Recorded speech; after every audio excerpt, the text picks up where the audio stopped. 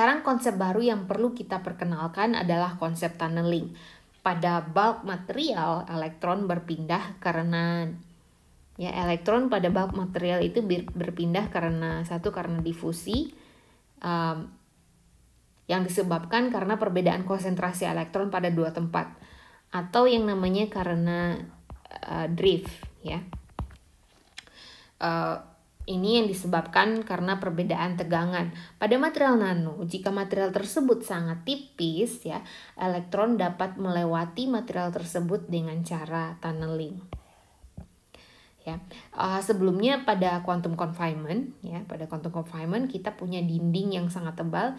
Ya, ingat pada quantum confinement kita ada particle in a box, ya.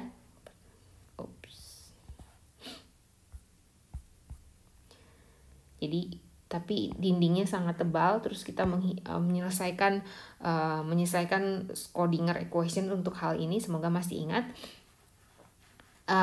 Sehingga tidak dapat ditembus dengan cara tunneling. Sekarang anggap dinding tersebut sangat tipis, misalnya di sini di daerah 2 ini, sehingga elektron dapat melewati dinding tersebut dengan cara tunneling. Perpindahan dengan metode tunneling ini dapat terjadi dikarenakan elektron mempunyai sifat sebagai gelombang. Ingat sebelumnya elektron itu bersifat sebagai partikel dan juga sebagai gelombang.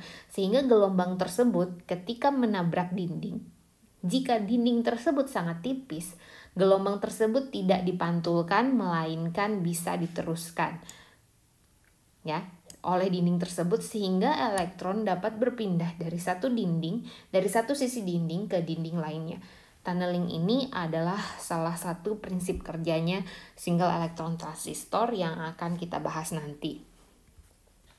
Silakan untuk dapat menonton video ini untuk penjelasan lebih lengkap mengenai tunneling.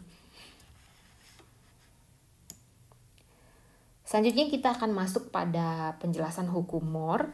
Ya, hukum Moore menjelaskan bahwa jumlah transistor pada microchip, entah itu chip di komputer, handphone, dan lain-lain, jumlahnya itu bertambah 2 kali lipat setiap 2 tahun. Karena kenapa? Ya, kenapa? Karena kita ingin punya laptop atau handphone yang lebih cepat prosesornya, sehingga jumlah transistornya harus ditambah. Sedangkan kita tahu bahwa ukuran laptop atau HP segitu-gitu aja atau malah tambah kecil. Jadi apa yang harus dilakukan? Yang paling sering dilakukan adalah memperkecil ukuran transistor. Tetapi ketika kita memperkecil ukuran transistor, yang terjadi adalah elektron-elektron di transistor tersebut akan makin susah diatur pergerakannya.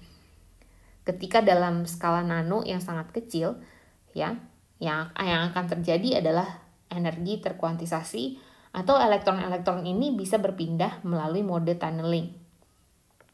Jadi ingat sebelumnya transistor itu diatur, dihidup atau dimatikan dengan memperbolehkan atau menghalangi perpindahan elektron dari source ke drain yang dapat dilakukan dengan mengatur voltase pada gate.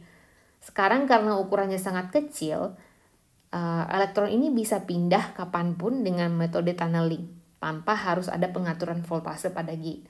Sehingga transistor tersebut akan sulit berfungsi dengan baik. Jadi dampak dari hukum Moore bisa dibaca pada link berikut, saya rasa cukup menarik ya. Selanjutnya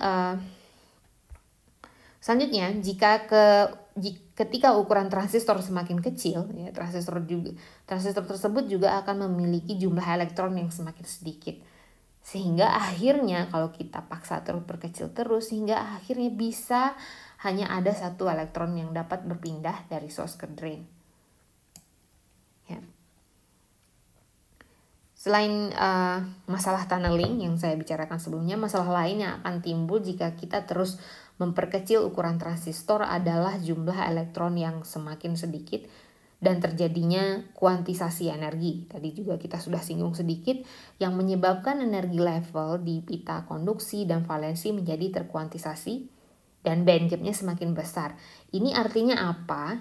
Kita akan membutuhkan energi yang lebih banyak untuk memindahkan elektron tersebut, ya. Sehingga kita butuh transistor yang kerjanya harus berbeda dengan transistor sebelumnya yang kita bahas.